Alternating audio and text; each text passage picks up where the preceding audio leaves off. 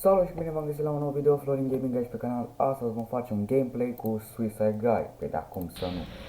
Am gândit această idee de video când am văzut-o, că am zis, bă, hai, că de ce nu, jocul interesant. Adică practic în acest joc trebuie doar să te omori, adică ca și cum tu visezi ceva și în acel vis tu trebuie să te omori ca să poți să te trezești. Haideți să începem cu primul nivel, start.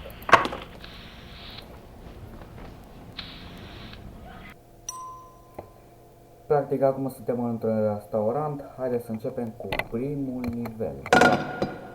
De fapt, cred că vom lua de unde am rămas sau... Haideți totuși din tren. Sunetul cred că se aude prea tare și poate din acea cauză nu mă voi auzi prea bine pe video. Dar nu am ce să fac. Am dat cât de încet am putut sunetul la joc, mai mult nu se poate. Hai să dăm de această manetă. Și după cum vedeți s-a coborât o scară, ne urcăm fain frumos pe ea și sărim. Și acum va trebui să așteptăm alt tren.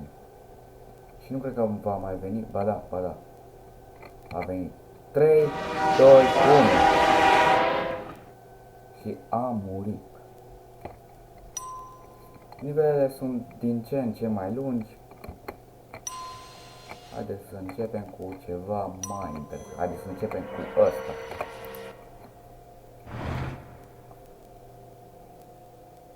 Nu uitați să lăsați un like și să vă abonați la canalul Florin Gaming pentru mai multe videouri noi.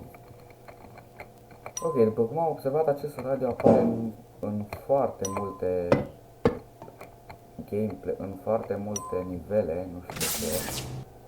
Poate că, adică se poate întâmpla și viața reală, în caz că uiți, de exemplu, televizorul sau muzica de la telefon pornit sau ceva și tu adori, acea melodie sau acel obiect îți va apărea în vis. Da, nu e prima oară când se întâmplă. Haideți să...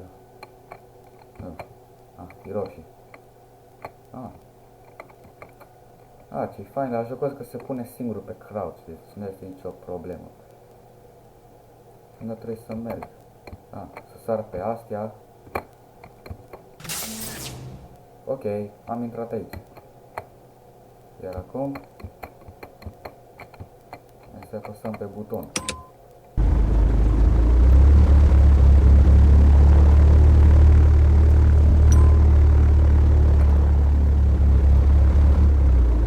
Ok, a pornit chestia asta.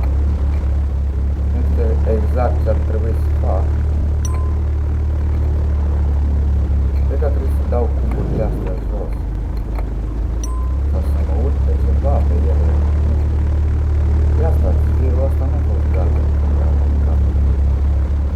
Ok, eventual o să mergem înapoi. Vedem dacă s-a schimbat. Haideți să vedem. Să vedem ce se întâmplă dacă urcăm înapoi.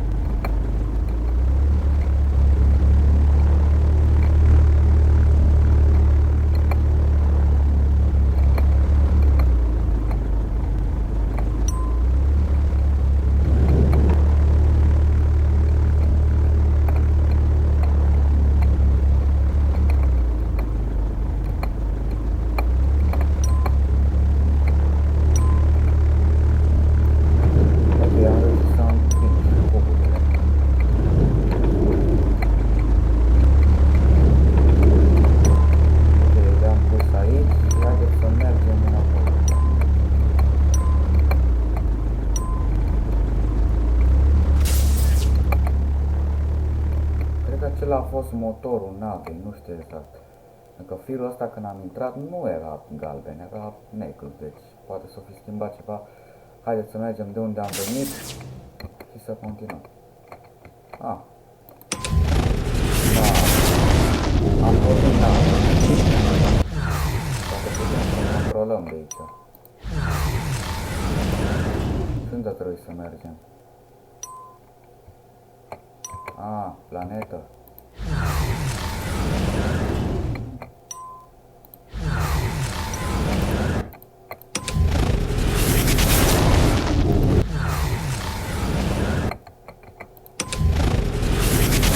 Haideți să mergem pe planetă foarte. Warning, external temperature over 3000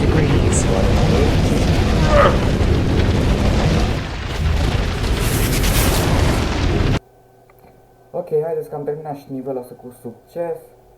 Lăsați un like acolo jos la video.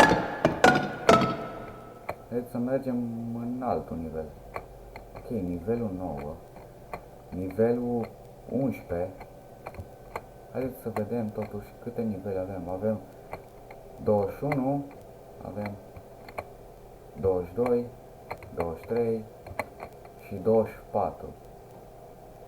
22, 23, 24. Adică tot astea sunt toate nivelele care sunt în acest joc.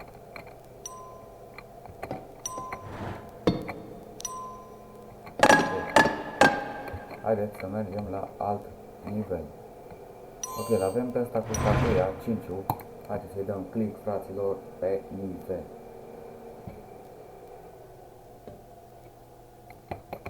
Ok. Haideți să ne urcăm gen pe ea.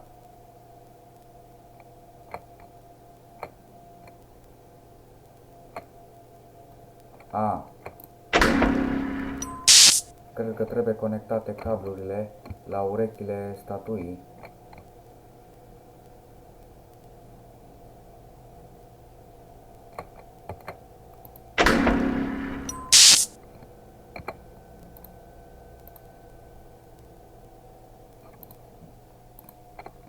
Și ok, haideți să mergem undeva. Ok, și nu se întâmplă absolut nimic, deci...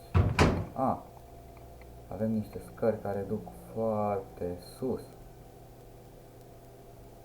Ok, unde duc astea? Super. Uitați,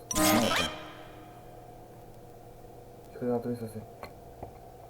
pe ia uitați acolo o statuetă din aia collectible, dacă o iei, dacă vrei să o iei, dacă nu, nu o iei. Haideți să o colecționăm. Ok, haideți să mergem înapoi, că nu știu exact ce cu încăperea asta. Că normal, în toate nivelele astea scopul e să murim, deci nu știu ce. Ok, deci nu s-a întâmplat prea mare lucru. Și nu știu ce ar trebui să se întâmple. Ar trebui să pornească statuia, să ne electrocuteze sau ceva. Deci habar n-am. Ăla e un buton de acolo. Cred că da. Da, e un buton. Ok.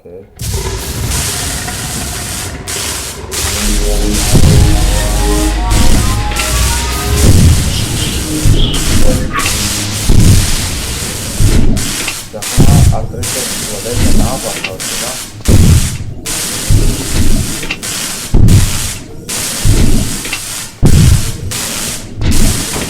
Mamă, nu cred!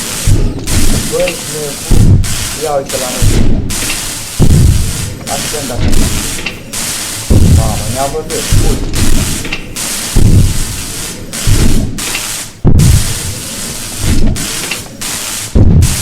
Ne-a văzut, nebun! Dar nu vezi că o să ne facă asta.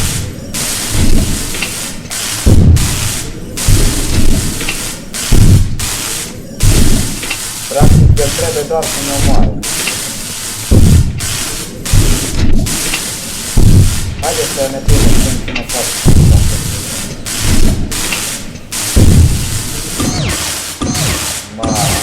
M-a văzut, bă. Ok, fraților, am terminat și cu nivelul ăsta. Cred că o să închid aici pentru că nu cred că mai am multe minute de filmat. Am făcut aceste 3 level-uri. Nu uitați să lăsați un like și să vă abonați la canal pentru partea a doua. Eu am fost Florin, așa că eu vă zic la revedere.